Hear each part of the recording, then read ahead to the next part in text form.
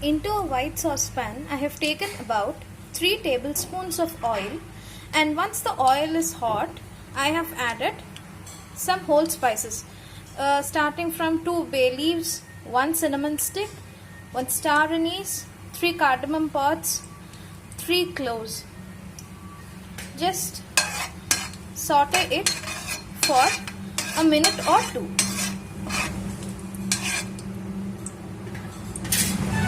Once after frying my whole spices for a couple of minutes, I added in onions.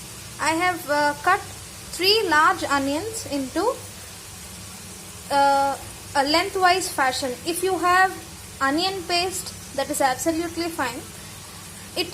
This recipe is actually for beginners, so I haven't used any paste in this.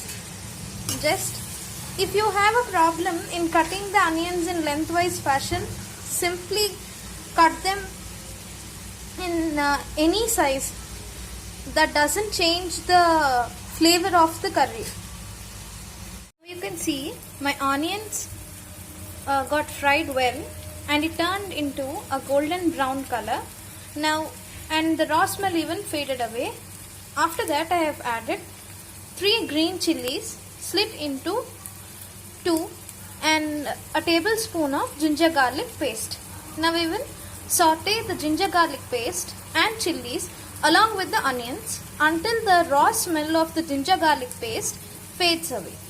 Now into the fried onions and garlic mixture, I have added 1 teaspoon of turmeric powder, 1.5 tablespoon of chili powder, 1.5 tablespoon of garam masala powder. Here you can add coriander powder, jeera powder, any spice powders of your choice. Sometimes we even add chaat masala so that this would even increase the flavor of the kurma. At this point, you can add ground cashew nut paste also if you want your gravy to be thick. After frying the masalas with the onions, I have added 2 tomatoes cut into small pieces. Now if you want to add tomato puree also, that is absolutely fine. Cover and cook this mixture until the oil separates from it.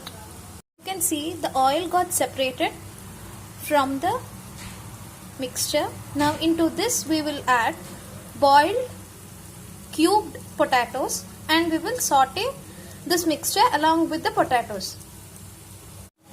Now you can see I have added the potatoes into onion tomato mixture and I gave it a very good mix. Now you can also have this curry at this stage, or if you want it in a gravy consistency, you can add here water and cook it on a very low flame for about 10 to 15 minutes. Here we go, our yummy curry is ready. It tastes superb with rice, roti, biryani, fried rice, anything. If you don't have somewhat saucepans like this, what you'll do is take a pressure cooker. Into that, add the onion, tomato, the procedure. Just follow the procedure till the tomato mixture. After that, you just add in chopped potatoes, mix everything well, pour water and pressure cook for 1 whistle. There you go, and it tastes absolutely fine. Do try this at home and tell me how it worked for you, and thank you so much because our Bharati Foods has crossed 100 subscribers limit. Thank you so much for all your support.